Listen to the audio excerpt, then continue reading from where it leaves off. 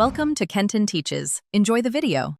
You start by sanitizing and assembling what you need, because clean tools protect skin and give predictable results. Once done, wipe each item with 70% alcohol and let it air dry. Place a towel under your workspace so small bits don't escape.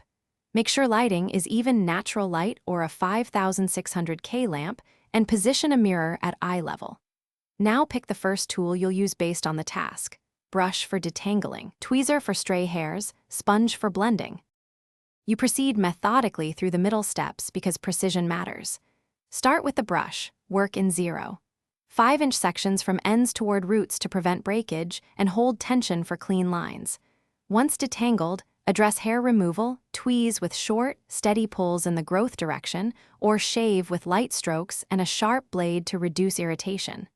Apply product in thin layers, and wait 20 to 30 seconds between layers to see true coverage and avoid overapplication. Keep tools steady, breathe. You finish by sealing and cleaning, because aftercare preserves results and tools. Apply a lightweight setting spray or a drop of oil where appropriate, then immediately clean brushes, blades, and sponges with a cleanser and let them air dry upright. Store tools in a dry case or with protective caps to prevent dulling and contamination. If irritation or redness appears, stop using the product, apply a cool compress for 10 minutes, resanitize the tool, and perform a small patch test before resuming use.